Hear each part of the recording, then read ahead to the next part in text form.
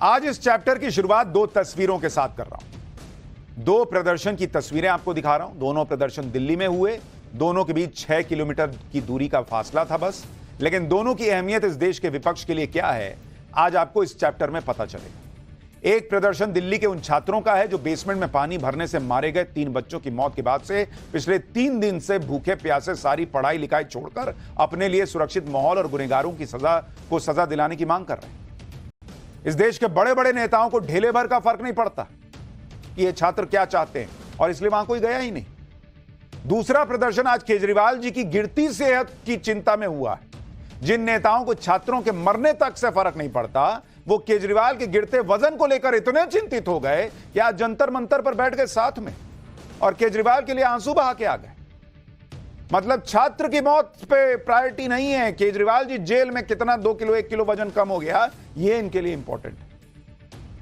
3 छात्रों की मौत पर जिन नेताओं की आंख से एक आंसू की बूंद नहीं गिरी, वो आज केजरीवाल की सेहत को लेकर आंसू बहा रहे थे। हम तो छात्रों की भी बात करेंगे, उनका दर्द भी दिखाएंगे, लेकिन पहले देखिए कि आज पूरा इंडी गठबंधन कैसे जंतर मंतर पर जमा हो गया। केजरीवाल के समर्थन में इंडी गठबंधन की रैली में कांग्रेस, अखिलेश यादव, रामगोपाल यादव, भगवंत मान, लेफ्ट की पार्टियां, संजय राउत, शरद पवार सब पहुंच गए।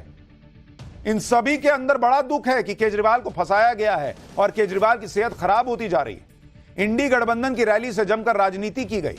आरोप लगाए गए कि मोदी सरकार केजरीवाल की हत्या करना चाहती है। जरा एक बार इंडी गठबंधन के नेताओं को सुन लीजिए, फिर आपको दिखाता हूं कि कैसे आज इन लोगों ने हद कर दी।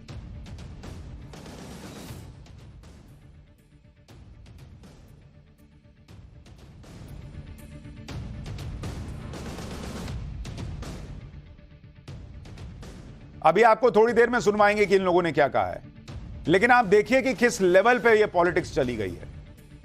इंडी गठबंधन के इस मंच से जो बातें की गई उसे सुनकर आप चकरा जाएंगे कि भाई ये राजनीति हो रही है, कॉमेडी हो रही है। और पहले पंजाब के सीएम भगवंत मान को ही सुन लीजिए। भगवंत मान तो केजरीवाल की बात करते हुए रुआंसे हो गए, मतलब ऑलमोस्ट रो ही पड़े। सुनिए भगवंत मान। कहां जाएं फिर हम? सुप्रीम कोर्ट जाएं, कहां जाएं? बता तो दो कौन सी कोर्ट है, कहां जाएं, कौन सा वकील करें, बता तो दो। कसूर क्या हो गया बता तो दो। क्या कसूर हो गया? स्कूल ही बना दिए यार। क्या कसूर हो गया यार? अस्पताल बना दिए यार। क्या कसूर हो गया यार? बिजली फ्री कर दी यार। भगवंत मान पूछ रहे हैं क्या कसूर हो गया। कसूर क्या हुआ ये तो पूरा चार्जशीट में लिख के दे दिया गया है कोर्ट को, लेकिन उनको शायद पता नहीं।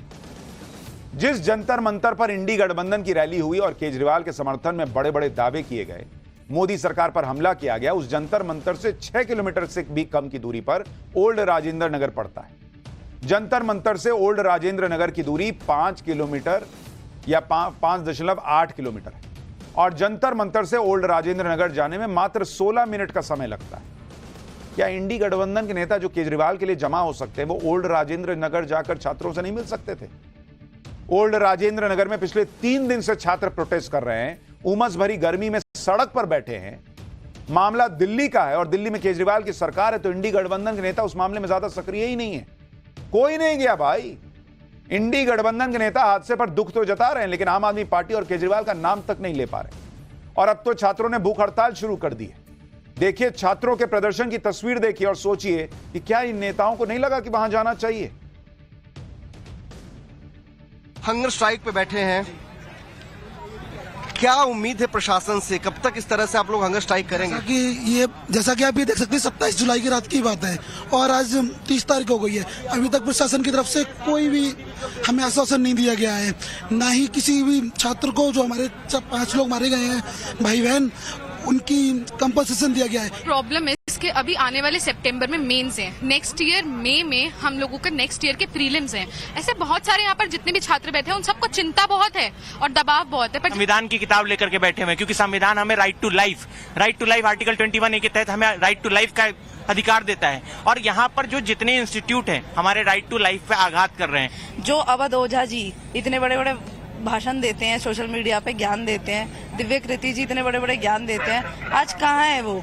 क्यों नहीं आ रहे यूथ के बीच में? एमसीडी की मेयर शैली ओबराय वो कहाँ है? वो कहाँ है? गायब है। केजरीवाल जी का है। वैसे आप लोग अपनी पॉलिटिकल करियर चमकाने के लिए चीजें करते हैं, लेकिन आज जब युवा की बारी आई तो आप गायब हो गए। और हम लोग वोट बैंक नहीं, हम लोग बाहर से आए हुए बस इसलिए, तो बहुत शर्म की बात है। मुझे ऐसा लगता है दिल्ली सरकार को शर्म आनी चाहिए। जो पूरा इंडी अलायंस संविधान लहराता फिरता है, उनको छात्र भी संविधान के जरिए जवाब दे रहे हैं कि हम भी राइट टू लाइफ चाहते हैं। 3 दिन से बच्चे सड़क पर हैं, लेकिन इन बच्चों की कोई सुनने वाला नहीं है। आम आदमी पार्टी और दिल्ली सरकार की पूरी मशीनरी यह साबित करने में जुट गई है कि कोचिंग में जो हादसा हुआ उसकी जिम्मेदारी दिल्ली सरकार की नहीं, जिम्मेदारी एमसीडी की नहीं। आम आदमी पार्टी के हिसाब से हादसे की पूरी जिम्मेदारी दिल्ली के एलजी की है या फिर पीएम मोदी की है।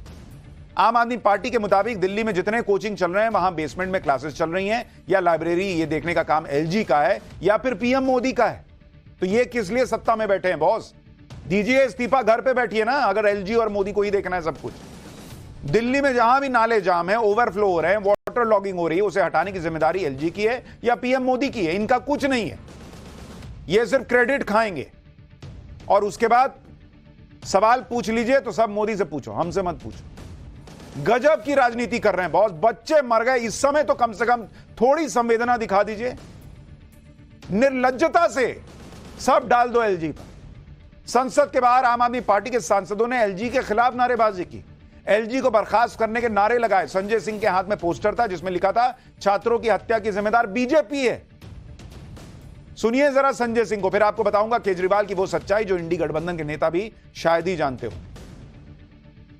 जो घटना हुई वो अत्यंत दुर्भाग्यपूर्ण है, लेकिन मैं सिर्फ एक ही बात कहना चाहता हूं कि इसके लिए जिम्मेदार कौन है, उसकी जिम्मेदारी तय होनी चाहिए। अगर हमारे मंत्री पहले से ही नालों की सफाई की बात कर रहे थे, अगर हम लोग पहले से ही इस बात के लिए प्रयासरत थे, उसको आपने जानबूझ के इसलिए नहीं होने दिया कि सरकार को बदनाम करना था, दिल्ली वालों का जीवन नरक में डालना था, तो इसके लिए जिम्मेदारी तो सीधे सीधे एलजी की और मोदी सरकार की बनती है। अब आपको केजरीवाल और आम आदमी पार्टी की वो सच्चाई बताता हूं जो हैरान कर दी।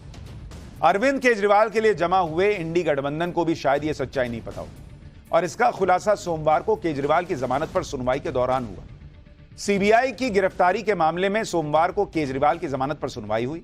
इस दौरान सीबीआई ने बड़ा दावा करते हुए कहा कि अरविंद केजरीवाल शराब घोटाले के मास्टरमाइंड हैं।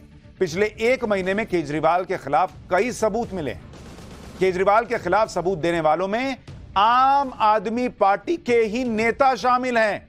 यह सीबीआई ने कोर्ट में दावा किया है कि जब से केजरीवाल अरेस्ट हुए हैं, आम आदमी पार्टी के लोग ही आके बता रहे हैं कि केजरीवाल ने क्या किया। सीबीआई दावा कर रही है कि केजरीवाल की गिरफ्तारी के बाद नए सबूत मिले हैं। आम आदमी पार्टी के कार्यकर्ता और उम्मीदवार अब सबूत दे रहे हैं। पंजाब से भी सबूत मिले हैं।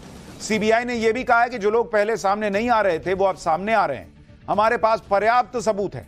सीबीआई ने कहा कि उन्होंने जांच पूरी करके चार्जशीट भी दायर कर दी है।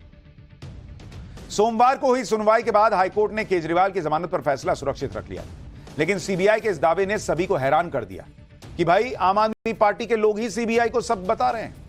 सीबीआई के मुताबिक आम आदमी पार्टी के कार्यकर्ता और चुनाव लड़ने वाले उम्मीदवार ही केजरीवाल के खिलाफ सबूत ला के दे रहे हैं सीबीआई को, और यह बहुत बड़ा दावा है और इसने आम आदमी पार्टी में भी खलबली मचा दी। केजरीवाल के खिलाफ सीबीआई ने चार्जशीट दाखिल की है और उसमें एक नाम बहुत ही चौंकाने वाला है और वो नाम है ओल्ड राजेंद्र नगर, जहां यह हादसा हुआ। उसी के वहीं से विधायक, आम आदमी पार्टी के विधायक दुर्गेश पाठक का। ओल्ड राजेंद्र नगर में हादसे के बाद से ही दुर्गेश पाठक पर सवाल उठ रहे हैं और दुर्गेश पाठक के खिलाफ आम आदमी पार्टी कोई एक्शन लेने के मूड में नहीं दिख रही, क्योंकि आम आदमी पार्टी के मुताबिक हादसे की जिम्मेदारी तो एलजी और बीजेपी की है। लेकिन दुर्गेश पाठक अब शराब घोटाले के आरोपों में भी फंसते दिख रहे हैं। सीबीआई की फाइनल चार्जशीट के मुताबिक दुर्गेश पाठक 2022 गोवा चुनाव में आम आदमी पार्टी के प्रभारी थे। दुर्गेश पाठक पर शराब घोटाले का पैसा रिसीव करने का आरोप लगा। आरोप है कि दुर्गेश पाठक ने शराब कारोबारियों से कैश लिया था। उस कैश का पैसा आम आदमी पार्टी के लिए गोवा चुनाव में इस्तेमाल हुआ। इसी पैसे से आम आदमी पार्टी का गोवा में ग्राउंड लेवल पर काम मैनेज हो रहा था, यह आरोप लग रहा है। ओल्ड राजेंद्र नगर में कई कोचिंग इंस्टीट्यूट ऐसे हैं जहां किसी नियम का पालन ही नहीं किया जा रहा। छात्रों की जिंदगी को खतरे में डालकर पढ़ाई की जा रही है। पतली और संकरी सीढ़ियों से छात्र कोचिंग जाते हैं और आते हैं। स्थानीय लोगों का कहना है कि old Rajendra Nagar over crowded है और अगर कोई इमरजेंसी हो जाती है तो कोचिंग वालों के पास कोई प्लान तक नहीं। देखिए जरा एक ग्राउंड रिपोर्ट। देखिए ये एक छोटा सा रास्ता है, करीब 1.5 फुट का ये रास्ता है और यहाँ से सीढ़ी ऊपर जा रही हैं और यहाँ पे सैकड़ों की संख्या में स्टूडेंट जो है वो ऊपर जाते हैं और अगर यहाँ पे कोई हादसा हो जाता है तो बाहर निकलने की जगह जो है वो बिल्कुल नहीं बचती। मैं खुद यहाँ अगर चढ़ने की कोशिश करूँ तो ये खड़ा जीना है और यहाँ पे आप देख सकते हैं कि सामने इंस्टीट्यूट है और इस इंस्टीट्यूट में आने के लिए सिर्फ यही जीना है और उसके अलावा कोई दूसरा रास्ता यहाँ पे नहीं है और ये बहुत ही खतरनाक रास्ता है। अगर यहाँ पे कुछ भी हादसा हो जाए, जैसे हम पहले हमने देख चुके हैं कि मुखर्जी नगर इलाके में कई बार आग की घटनाएं हो चुकी हैं और लोगों जो बच्चे हैं उनको निकलने के यहाँ पे जगह नहीं बचती। ना ही सिर्फ स्टूडेंट्स के लिए खतरनाक है बल्कि यहाँ के जो लोकल रेजिडेंट हैं उनके लिए भी खतरनाक है। यहाँ पर ओवर क्राउडेड है सब कुछ, मतलब अगर लोकल 75,000 है तो फुटफॉल यहाँ पर स्टूडेंट्स को मिला के 4-5 लाख का फुटफॉल है। अगर कुछ भी हादसा हो जाए तो इस त्रासदी को रोकना किसी के बस की नहीं है। हम इस चीज़ के लिए करीब 1.5 साल हो गया हमारे को पुलिस अथॉरिटीज़ के पास भी, एमसीडी के पास भी जाके ये सब चीज़ उनको बतलाते रहे हैं, लेकिन कोई कार्रवाई नहीं हुई। ऐसा लग रहा है कि इन लोगों ने दिल्ली को उसके हाल पर छोड़ दिया। आम आदमी पार्टी को बस एक ही काम आता है, एलजी को ब्लेम, चाहे दिल्ली में लोग मरते रहें। और ये एक बार नहीं, हर बार की बात है। हर बार यही बहाना है कि हम तो कुछ कर ही नहीं सकते, सारी पावर एलजी के पास है। जब एलजी से जुड़ा मामला ना हो तो हरियाणा पे डाल दो।